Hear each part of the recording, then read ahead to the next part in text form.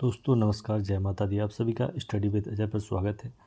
ये वीडियो त्रिभुज से संबंधित होने वाला है। जैसा कि मैंने पहले जो वीडियो बनाया था त्रिभुज का, उसमें त्रिभुज के 2-3 चीज़ें हमने वहाँ पर डिस्कस कर ली थी। जैसे सबसे पहले तो हमने आप सभी को और उसमें परिभाषा पर वहाँ पर चर्चा कर ली थी कि त्रिभुज कहते किसे हैं। त्रिभुज के संबंध में जो परिभाषा होती है उसके बारे में आपको बता दिया था। और दूसरे हमने पहले जो वीडियो था उसमें हमने क्या बताया था, प्रकार के बारे में आपको बता दिया था कि त्रिभुज कितने प्रकार के होते हैं। और प्रकारों में भी भुजाओं के आधार पर आपको बता दिया था कि कितने प्रकार के होते हैं। और कोण के आधार पर भी हमने त्रिभुजों के जो प्रकार हैं वह आपको बता दिए थे। तो ये 2 चीज़ें पहले वीडियो में कंप्लीट हो गई हैं। अगर आपने नहीं देखी है तो पहले जो वीडियो रहेगी उसका लिंक हम आपको डिस्क्रिप्शन में दे देंगे, वहाँ से आप इन सारी चीज़ों को देख सकते हैं। आज हम दूसरी क्लास में आपसे यहाँ पर बात करने वाले हैं त्रिभुज के संबंध में। यानी जो त्रिभुज होगा, त्रिभुज के संबंध में जो इम्पोर्टेंट फैक्ट रहने वाले हैं, जो तथ्य हैं जिनके आधार पर प्रश्न जो है पेपर में बनते हैं, वहाँ से सवाल बनते हैं, सीधे सीधे आप उनको लगा पाते हैं। तो उन सबसे पहला जो फैक्ट है वह आप सभी ने पहले पढ़ा होगा, नहीं पढ़ा है तो आज उसको याद कर लीजिएगा कि त्रिभुज के तीनों कोणों का योग, त्रिभुज के तीनों कोणों का योग 180 डिग्री होता है। 180 डिग्री होता है। देखिए ये पहला फैक्ट है। जिन्होंने पहले से मैथ पढ़ी है तो उनके लिए तो ये बिल्कुल बेसिक है और उन्हें बहुत आसानी से ये सारी चीज़ें यहाँ पर आती हैं कि त्रिभुज के तीनों कोणों का योग 180 होता है। लेकिन जिन लोगों ने पहले मैथ नहीं पढ़ा है, और मैं सारे वीडियो ऐसा बना रहा हूँ कि जिनने पहले भी नहीं पढ़ा है तो उनको भी यहाँ पर कोई दिक्कत यहाँ पर नहीं होनी चाहिए। तो त्रिभुज के तीनों कोणों का योग 180 होता है। इसका उपयोग कैसा होगा, इस पर आधारित प्रश्न परीक्षाओं में कैसे पूछे जाते हैं, तो उसको भी हम आपको साथ साथ में बताते चलेंगे, जिससे ये इम्पोर्टेंट फैक्ट्स ना सिर्फ आपको याद हों जबकि आपको पता भी रहे कि किस तरीके से प्रश्न आपसे परीक्षाओं में यहाँ पर पूछे जाएंगे। तो आप देखिए तीनों कोणों का योग कितना होता है, 180। तो अब देखेंगे त्रिभुज है, त्रिभुज में 3 भुजाएं हैं और जितनी भुजाएं होती हैं उतने ही आमने सामने के उसके कोण उसके बनेंगे। जैसे इसमें 3 कोण आपको कौन कौन से दिखाई दे रहे हैं। एक कोण ए हो जाएगा, ए वाला कोण, ठीक है, और एक हो जाएगा कोण बी और एक हो जाएगा कोण सी। और तीनों कोणों का योग कितना हो जाएगा, 180 डिग्री, ठीक है। यानी इसका ए का, बी का और सी का, तीनों को अगर हम जोड़ेंगे तो तीनों का जो टोटल हो जाएगा वह कितना हो जाएगा, 180 हो जाएगा। ये हो गया कोण ए, ये हो गया कोण बी और एक हो गया कोण सी। अब इस पर आधारित जो सवाल हैं वह कैसे पूछे जाते हैं, तो आपके सामने कोई एक त्रिभुज ऐसा दे दिया जाएगा और त्रिभुज में कोई भी 2 कोणों की माप, अगर सरल सवाल पूछना है तो उसमें 2 कोणों की माप आपको दे दी जाती है। जैसे मान लीजिए कि इसकी माप सवाल में 70 डिग्री दे दी गई है, इससे आपसे कहा गया है 40 डिग्री है, तो बताइए तीसरा कोण कितना होगा या एक्स की वैल्यू कितनी होगी। तो इस प्रकार के जब सवाल आपसे पूछे जाते हैं और आपको ये पहला जो फैक्ट है वो याद होता है कि त्रिभुज के तीनों कोणों का योग 180 होता है, तो आप इसको बड़ी आसानी से कर सकते हैं, क्योंकि आपको मालूम है कि त्रिभुज के अंदर कितने कोण दिए हुए हैं, 3 कोण, ए बी और सी। तीनों कोण आपको दिए हुए हैं और तीनों का जो टोटल है वह कितना होता है, 180 होता है। ये आपको मालूम चल गया है। तो आप पहला कोण प्लस दूसरा कोण और तीसरा कोण जो पूछा गया है उसकी जगह कुछ भी आप x मान के वहाँ लिख सकते हैं, तो उसको x मान लीजिएगा और बराबर लिखेंगे कितना होता है, तीनों कोणों का योग 180 डिग्री होता है। तो आप इन दोनों संख्याओं का टोटल करेंगे तो कितना हो जाएगा, 110 प्लस x जैसा था वैसे ही लिखेंगे, बराबर कितना लिखेंगे, 180 डिग्री। अब आप इस 110 को यहाँ ले जाएंगे, पक्षांतर करेंगे तो ये प्लस का है, तो जब दूसरी तरफ जाएगा तो किस चीज़ का हो जाएगा, माइनस का, क्योंकि जब भी पक्षांतर होता है चिन्ह उसके बदल जाते हैं। तो x बराबर कितना आ जाएगा आपका, 180 माइनस कितना हो जाएगा, 110। और इस तरीके से आप देखेंगे कि x का जो मान है वह कितना आ जाएगा, 70 डिग्री यहाँ पर आ जाएगा। तो इस तरीके से आप देख पाएंगे कि तीसरा जो कोण है तो उसका मान यहाँ पर कितना आ गया है, 70 डिग्री। कितना आ गया है, 70 डिग्री उसका मान आ गया है। तो इस प्रकार से सवाल परीक्षाओं में पूछे जाते हैं। आप कहें एक त्रिभुज बना लिया है, ठीक है, एक त्रिभुज है और इस त्रिभुज में कई बार कह दिया जाता है कि इस तरीके से कोण है, कोण ए हो गया, ये फिर से इसको कोण बी मान लें अगर आप, और इसको क्या मान लें, कोण सी मान लें, ठीक है। तो कई बार ये कह दिया जाता है कि ये जो कोण है वह x है, ये जो कोण है वह x+2 है और जो तीसरा कोण है वह जो है 60 डिग्री है। तो सवाल में पूछा जाएगा, तो बताइए कोण ए कितना होगा और कोण जो बी है वह कितना होगा। इस तरीके से सवाल परीक्षा में आपसे पूछ लिए जाएंगे। अगर आपने अच्छे से चीज़ें पढ़ी हैं, सवाल की कॉन्सेप्ट क्लियर हैं, तो सारी चीज़ें आप आसानी से कर पाएंगे, क्योंकि यहाँ भी जो हमने सीखा है उसी को लगाना है कि त्रिभुज के जो तीनों कोण हैं उनका योग कितना होता है, 180 डिग्री। ठीक है, तो यहाँ भी ए का मान जो है हम x रखेंगे, बी का मान कितना रखेंगे x+2 और प्लस सी का मान यहाँ कितना दिया हुआ है 60, तो सी का मान यहाँ पर कितना रखेंगे 60 और बराबर कितना लिख देंगे 180 डिग्री। तो यहाँ एक्स एक्स वाले जो हैं वो जुड़ जाएंगे, तो कितना हो जाएगा एक्स एक्स कितना हो जाएगा 2x प्लस संख्याएं दोनों जुड़ जाएंगी, चर और अचर राशियाँ हमेशा जुड़ती हैं, एक से एक्स एक्स है तो इनको साथ में जोड़ेंगे और जो संख्या हैं उन्हें एक साथ जोड़ेंगे, तो 60 और 2 कितना हो जाएगा 62 बराबर कितना हो जाएगा 180।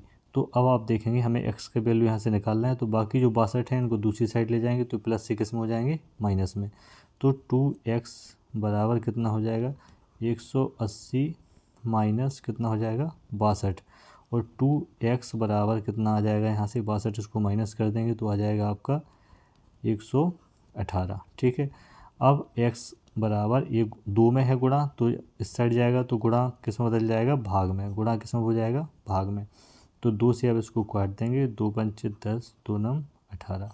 तो x से x की जो वैल्यू आ गई है वह कितनी डिग्री आ गई है 59, x का मान कितना आ गया है 59। तो आप यहाँ देखेंगे कि x क्या है ए का कोण ए का मान है, तो कोण ए का तो सीधा 59 आ जाएगा और कोण बी का कितना है x+2 यानी 59 + 2 तो कितना हो जाएगा ये 61, कितना हो जाएगा 61। तो इस तरीके से आपके सामने तीनों कोण आ गए हैं, ए का मान 59 डिग्री, बी का मान कितना आ गया है 61 डिग्री और सी का मान कितना आ गया है 60 डिग्री। तीनों का आप टोटल करेंगे तो कितना आ जाएगा आपका 180 डिग्री। इस तरीके से पेपर में सवाल आपसे पूछे जाते हैं, इस तरीके से सवाल पेपर में बनते हैं। देखने में सवाल सरल लगते हैं लेकिन परीक्षाओं में ऐसे ही सवाल आते हैं, पूछ लिया जाता है कि बताइए कोण ए का मान कितना होगा, या दिए गए कोणों में इस तरीके से जो सवाल है ये जो सवाल है इस तरीके से आपको परीक्षा में दिया जाएगा और आपसे पूछा जाएगा कि बताइए निम्नलिखित में से कौन सा कोण सबसे छोटा है, या कोण बी का मान कितना है, कोण ए का मान कितना है, या बी ए से कितना कम है कितना ज़्यादा है। ये सारे सवालों को आप तभी लगा पाएंगे जब आपने सारे कोणों को निकाल लिया है। किसी भी त्रिभुज के सारे कोणों को निकाल लेने के बाद उसके बाद आप सारे सवालों को बड़ी आसानी से हल। तो त्रिभुज की पहला जो तथ्य उस पर आधारित उम्मीद है, जो सवाल उस पर आधारित जो बनते हैं वह मैंने आपको बताया किस तरीके से सवाल बनते हैं। मैं एक वीडियो में बहुत ज़्यादा वीडियो लंबा नहीं करूँगा, 15 से 20 मिनट का ये वीडियो रहेगा, लेकिन उसमें जो चीज़ मैं समझाना चाहता हूँ सवाल आपको याद होते हैं, ये सभी को याद है, बच्चों को याद होता है कि त्रिभुज के तीनों कोणों का योग जो है 180 होता है, लेकिन उस पर आधारित जो प्रश्न हैं वह प्रश्न किस तरीके से पूछे जाते हैं, उन प्रश्नों को करने का तरीका क्या होता है, ये चीज़ जानना हमें सबसे ज़्यादा ज़रूरी होता है, क्योंकि परीक्षा में सवाल आएंगे और जो चीज़ हमें याद है उसका उपयोग कैसे करना है उसका उपयोग करना सबसे ज़्यादा ज़रूरी होता है। तो पहली चीज़ उम्मीद है आपको क्लियर हो गई होगी कि त्रिभुज के तीनों कोणों का जो योग है वह कितना होता है 180 डिग्री होता है। यहाँ पर मैंने 2 सवाल आपको लगाकर बता दिए हैं कि किस तरीके से परीक्षाओं में सवाल जो है वह आपसे पूछे जाते हैं। ठीक है, अब दूसरी जो सबसे इम्पोर्टेंट बात है उसको हम यहाँ पर बताएंगे। दूसरा जो तथ्य है महत्वपूर्ण उसके बारे में बात करेंगे कि यदि त्रिभुज के कोण असमान हों तो बड़े कोण के सामने की भुजा सबसे बड़ी होती है और सबसे छोटी जो भुजा होती है उसके सामने का कोण क्या होता है सबसे छोटा होता है। तो इसमें क्या बताया गया है कि किसी भी त्रिभुज में क्या होता है, ये इस तथ्य को हम सीधा यहाँ पर समझा रहे हैं आपको, इसको हम लिखेंगे नहीं। ये त्रिभुज है मान लीजिए, ठीक है, ये त्रिभुज हो गया ए बी और सी, ए बी सी क्या हो गया अपना त्रिभुज हो गया। अब हमें इसमें समझना है इस बात को जो हम कहना चाहते हैं कि जो बड़ी भुजा होती है किसी भी त्रिभुज में, जो बड़ी भुजा होगी, कौन सी भुजा होगी, बड़ी भुजा, बड़ी भुजा के सामने का कोण हमेशा कैसा होगा, बड़ा कोण होगा। त्रिभुज में सबसे अगर तीनों भुजाएं, जैसे मान लीजिए एक भुजा 5 सेंटीमीटर, एक है 6 सेंटीमीटर और एक भुजा है 8 सेंटीमीटर, तो आप सभी को मालूम है कि इन सभी में आप देख सकते हैं कि कौन सी भुजा सबसे बड़ी है, तो आप बताएंगे कि 8 सेंटीमीटर जो है सबसे बड़ी है। तो 8 तो इसके सामने का जो कोण है, इसके सामने का कोण कौन सा है? ए। कौन सा है? ए। तो सबसे बड़ी भुजा के सामने का जो कोण है, यानी BC की भुजा के सामने का जो कोण है वह कौन सा है? कोण ए। तो इस त्रिभुज में जो कोण ए है वह सबसे बड़ा होगा, क्योंकि आप देखेंगे कि त्रिभुज की जो सामने की जो भुजा रहेगी जितनी लंबी रहेगी तो उसको मिलाने वाली दोनों रेखाएं भी उतनी ही चौड़ी होती जाएंगी, इस तरीके से फैल जाएंगी। तो ये जो कोण होगा, ये कोण ऑटोमेटिक कैसा हो जाएगा? बड़ा हो जाएगा। इसी तरीके से अगर आप देखेंगे कि कोई छोटी भुजा है, जैसे मान लीजिए 2 भुजाएं इस तरीके से हैं और 30 सामने की भुजा कितनी छोटी है, तो आप यहाँ देखेंगे इसके सामने का जो कोण है, ये वाला कोण, ये कैसा हो जाएगा? छोटा। कैसा हो जाएगा? छोटा हो जाएगा। छोटा क्यों हुआ? क्योंकि ये भुजा जो है, भुजा की लंबाई कैसी हो गई है? छोटी। भुजा कैसी हो गई है? छोटी। तो कोण भी कैसा हो गया है? कोण भी कैसा हो जाएगा? कोण भी छोटा हो जाएगा। ये जो दूसरा जो तथ्य है जो मैं समझाना चाह रहा हूँ कि त्रिभुज, आप कोई भी त्रिभुज उठा के देख लीजिएगा, कोई भी आप इसमें क्या लेंगे? त्रिभुज। आप त्रिभुज लीजिएगा, कोई भी आप त्रिभुज लेंगे तो त्रिभुज में जो सबसे बड़ी भुजा होगी उसके सामने का कोण बड़ा होगा, और जो सबसे छोटी भुजा होगी उसके सामने का कोण कैसा होगा? सबसे छोटा होगा। तो मान लीजिए ये त्रिभुज आप सभी के सामने है और इसमें सबसे बड़ा कोण कौन सा होगा? जैसे इसमें पूछा जाएगा त्रिभुज में, इस तरीके से अगर आपको सवाल दे दिया गया है और इसमें सीधा सीधा पूछ लिया जाए, मतलब इसको लगाने की भी ज़रूरत नहीं है, इस तरीके से सीधा पूछा जाए कि बताइए दिए गए त्रिभुज में सबसे बड़ा कोण कौन सा है। अगर पूछ लिया जाए सबसे दिए गए त्रिभुज में सबसे जो बड़ा कोण है, सबसे जो बड़ा कोण है उसका आप बताइए कि सबसे बड़ा कोण कौन सा है। आपके सामने 3 कोण हैं, आपके सामने ए है, बी है और सी है, और भुजाएं आपको सबकी दी हुई है कि ये वाली भुजा 5 सेंटीमीटर है, ये 6 है और ये 8 सेंटीमीटर है। और जैसा हमने बढ़ाया है, आपको पढ़ाया है भी, तो कि जितनी बड़ी भुजा होगी उसके सामने का कोण उतना ही बड़ा होगा। तो आप इसमें बड़ी आसानी से एक चीज़ को नोट डाउन कर सकते हैं कि इसमें जो सबसे बड़ी भुजा है वह कितनी है? 8 सेंटीमीटर। यानी 8 सेंटीमीटर के सामने का कोण कितना है? ए। तो ये जो कोण है ये सबसे बड़ा कोण हो जाएगा। ये क्या हो जाएगा? सबसे बड़ा कोण यहाँ पर हो जाएगा। तो इस तरीके से जो दूसरा नंबर का जो तथ्य है वह आपको उम्मीद है समझ में आ गया होगा। क्या आया है कि किसी भी त्रिभुज में, इसको अगर हम लिख के समझें कि किसी भी त्रिभुज में सबसे बड़ी भुजा, अब तीनों भुजाएं अगर अलग अलग माप दी हुई है तो सबसे बड़ी भुजा जो होगी, सबसे बड़ी भुजा के सामने का कोण, भुजा के सामने का कोण सबसे बड़ा होता है, सबसे बड़ा होता है। अच्छा, अब आपके मन में एक चीज़ सवाल और आएगा कि ठीक है सबसे बड़ी भुजा है तो उसके सामने का वो कोण क्या है? सबसे बड़ा है। लेकिन अगर 2 भुजाओं के सामने, जैसे मान लीजिए एक त्रिभुज आपके सामने बना हुआ है, एक त्रिभुज आपके समझा देंगे।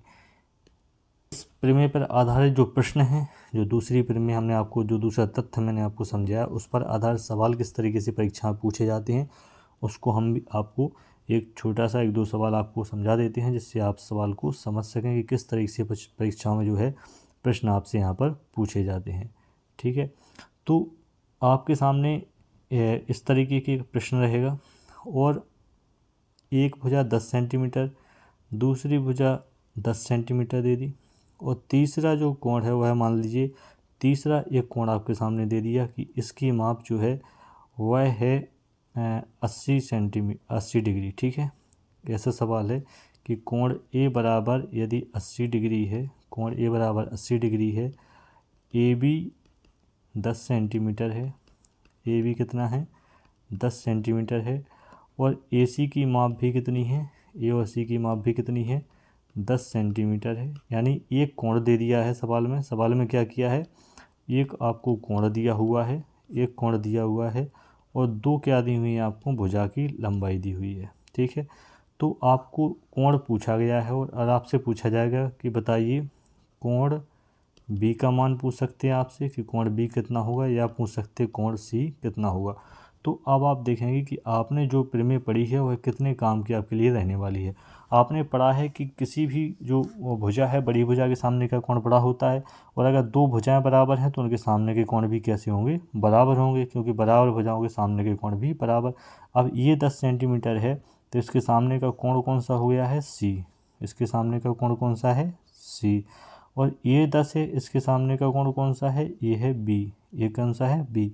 तो ये भी 10 है और ये भी 10 है, यानी दोनों कोण जो हैं, ये वाला बी और सी, दोनों कैसे हो जाएंगे, कोण बी और सी कैसे हो जाएंगे, बराबर हो जाएंगे दोनों। समझ में आ रही है बात।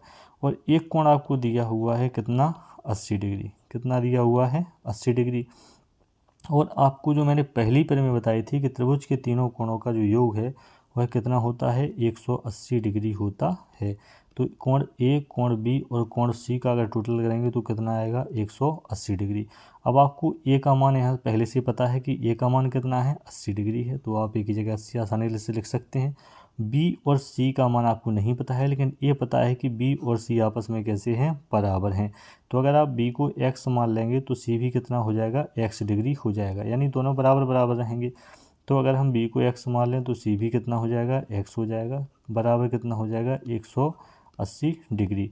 अब आप देखेंगे x और x को हम जोड़ेंगे तो कितना हो जाएगा, 2x, और इस 80 को हम जैसा था वैसा ही लिखेंगे, और बराबर में कितना लिखेंगे, 180।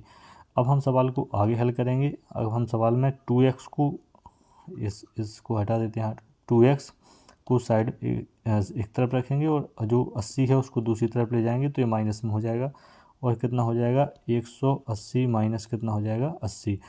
तो अब 2x बराबर कितना आ जाएगा, 100। 2x बराबर 100 आ जाएगा। तो x बराबर कितना आ जाएगा, 50। x बराबर कितना आ जाएगा, 50। तो अब आप यहाँ से देख सकते हैं कि x बराबर कितना आ गया आपके सामने, 50। तो बी जो कोण है वह भी कितना हो जाएगा, 50 डिग्री, और सी जो कोण है वह भी कितना हो जाएगा, 50 डिग्री। तो आपने देखा कि कितने आसानी से आपने इस सवाल को लगा लिया है। और इसमें सवाल में जब आपने इस सवाल को लगाया तो आपको दो ही चीज़ों की ज़रूरत पड़ी। एक तो जो पहली जो मैंने प्रमेय पढ़ाई थी कि त्रिभुज के तीनों कोणों का योग 180 होता है, उस चीज़ की ज़रूरत आपको पड़ी। और दूसरी आपको ज़रूरत पड़ी इस चीज़ों को समझने की कि बराबर भुजाओं के सामने के कोण भी कैसे होते हैं, बराबर होते हैं। जैसे यहाँ 10 सेंटीमीटर की दोनों भुजाएं थीं, तो उनके सामने के कोण भी कैसे होंगे, बराबर होंगे। लेकिन अगर तीनों भुजाएं अलग अलग हैं तो और सबसे बड़ा कोण पूछा जाए कौन सा होगा, तो इस तरीके के सवाल भी परीक्षा में आपसे पूछे जा सकते हैं। देखने में प्रश्न कठिन होते हैं। जैसे हम एक दूसरा प्रश्न इसी पर आधारित आपको करके बताएं कि मान लीजिए ये तो एक कोण का था कि आपसे कोण पूछ लिया, कोण ना पूछकर अगर वो इस तरीके से सीधा पूछ ले कौन कोण बड़ा होगा कौन सा छोटा होगा। अब त्रिभुज के डिज़ाइन में मत जाना कि त्रिभुज कैसा बना है, बस आप उसको समझ लेना, उसकी फीलिंग समझ लेना कि त्रिभुज है, ठीक है। अब कोई त्रिभुज है तो मान लीजिए ये 12 सेंटीमीटर उसकी भुजा हो गई है, एक हो गई है उसकी भुजा 14 सेंटीमीटर, एक कितनी हो गई 14 सेंटीमीटर, और एक भुजा इसमें कर दी है 18 सेंटीमीटर। सवाल का दूसरा टाइप आप समझेंगे कि एक ही प्रमेय से कितने तरीके के जो सवाल हैं वह बन सकते हैं और आपसे पूछे जा सकते हैं। तो इसमें अगर आपसे पूछा जाए कि बताइए सबसे छोटा कोण कौन सा होगा, बताइए सबसे छोटा कोण, इस त्रिभुज में सबसे छोटा कोण कौन सा होगा। तो अगर कोई होगा तो वो कहेगा इसमें हम कोण कैसे बता दें, इसमें सारी भुजाएं दी हुई हैं, देखिए तीनों भुजाएं दी हुई हैं, कोण हमसे पूछ लिया गया छोटा कौन सा है। लेकिन अगर आपको एक छोटी सी बात मालूम है जो मैंने अपनी बताई कि जितनी बड़ी भुजा होगी उसके सामने का कोण भी उतना ही बड़ा होगा। तो आप देखेंगे कि सबसे बड़ी भुजा 18 सेंटीमीटर है, तो 18 सेंटीमीटर का जो कोण है वह 18 सेंटीमीटर के सामने की भुजा जो है उसके सामने का जो कोण है, यानी कोण कौन सा है, ए, कोण ए सबसे बड़ा होगा। उसके बाद उस 18 से छोटी कौन सी भुजा है, 14 सेंटीमीटर वाली, तो कोण ए से छोटा कौन सा हो जाएगा, 14 सेंटीमीटर के सामने कौन सा कोण है, बी, तो 14 ए से छोटा कोण हो कौन सा हो जाएगा, बी। 14 के बाद आप देखेंगे 14 से छोटी भुजा कौन सी है, 12, कौन सी है, 12 सेंटीमीटर।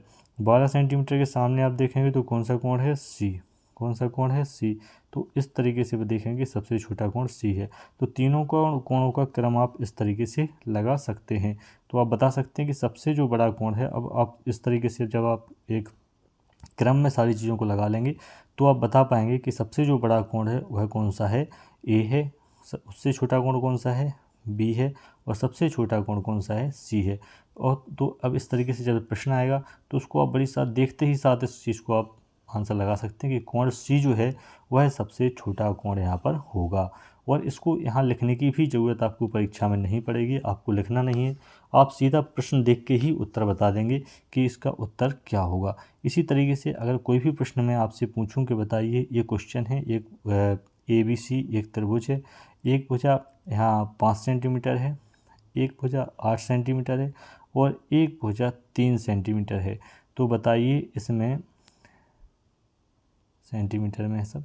तो अगर हम आपसे पूछें कि बताओ सबसे बड़ा कोण इसमें कौन सा होगा, सबसे बड़ा कोण कौन सा होगा, तो सबसे बड़े कोण की माप आपको यहाँ पर बतानी है। तो कमेंट में आप इस सवाल को बताइएगा, क्योंकि वीडियो ज़्यादा थोड़ा लंबा हो जाएगा, 20-30 मिनट का हो जाएगा, इससे मैं वीडियो को छोटा रखना चाहता हूँ। भले ही मैं कम चीज़ें आपको बता पाऊँ, लेकिन मैं चाहता हूँ कि जो चीज़ आप सीखें वो आपको जीवन में कभी ना भूले, और इस तरीके से आप चीज़ों को सीखिएगा और आप उसको बहुत अच्छे से प्रैक्टिस करिएगा। इसके बाद हम एक्सरसाइज भी आपको कराएंगे, लेकिन जैसे जैसे हम आपको जो फैक्ट हैं वो पढ़ाएंगे, के साथ हम आपको बताते जाएंगे कि किस प्रकार से जो तथ्य हैं, जो हम तथ्य पढ़ते हैं, जो हम उससे संबंधित प्रमेय या जो हम सूत्र पढ़ते हैं, तो उससे संबंधित जो प्रश्न हैं वह किस तरीके से परीक्षाओं में पूछे जाते हैं, ये सबसे ज़्यादा इम्पोर्टेंट होता है हमारे लिए। ठीक है, तो आज हमने सिर्फ, ज़्यादा नहीं, सिर्फ हमने 2 तथ्यों पर यहाँ पर बात की, 2 तथ्यों पर हमने आपसे यहाँ पर बात की, और 2 तथ्यों पर मैंने आधारित हर 2 के 2 या 3 सवाल, 2 या 3 प्रश्न हमने आपको करके दिखाया कि किस तरीके से प्रश्न जो है परीक्षा में आपसे पूछे जाते हैं।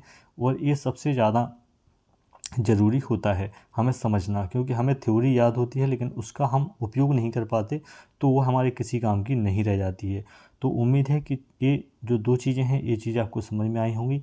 कल मैं उससे आगे और तथ्य लेकर आऊँगा, और उससे संबंधित प्रश्न भी जो है हम एक्सरसाइज जो है 1 या 2 प्रश्नों को हम आपके सामने लगाते जाएंगे, ताकि आपको समझ में आता जाए कि किस तरीके से प्रश्न परीक्षाओं में आपसे पूछे जाते हैं। मैं चाहता हूं कि आप गणित को रटें नहीं, गणित को समझें और बड़ी आसानी से गणित को समझ सकें। बिल्कुल, अगर आपने बिल्कुल भी नहीं पढ़ा है ना, तो भी आपको इतने अच्छे से समझ में आए कि ऐसा लगे जैसे आपने इसको बहुत अच्छे से बिल्कुल अध्ययन करके रखा है। उम्मीद है आपको मेरी ये छोटी सी वीडियो पसंद आई होगी, और जो मैं आपको सिखाना चाहता था उतना आप इस चीज़ से सीख गए होंगे।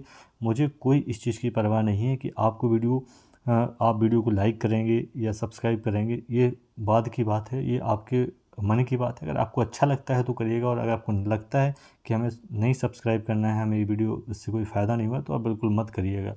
लेकिन आप इसको पूरा देखने के बाद आप सीखिएगा और इस प्रकार के सवालों को लगाने के अभ्यास करिएगा, तो आप देखेंगे कि जो मैंने तथ्य बताया इस पर आधारित सारे सवाल आप बड़ी आसानी से कर पाएंगे। गणित को लगाने से ज़्यादा जो ज़रूरी चीज़ है वह है गणित को समझना। गणित आप जितना समझने लगेंगे उतना गणित अन्य विषयों से आपके लिए सरल होता चला जाएगा। उम्मीद है ये वीडियो आपको अच्छा लगा होगा, अगर अच्छा लगा है तो लाइक करिएगा, सब्सक्राइब करिएगा, ताकि आगे आने वाले जो नोटिफिकेशन है वो आपको मिलते रहें। मिलते हैं नेक्स्ट क्लास में अन्य जो तथ्य हैं उसके साथ। अभी त्रिभुज चलेगा, कुछ दिन में इसकी वीडियो लगातार लेकर आऊँगा।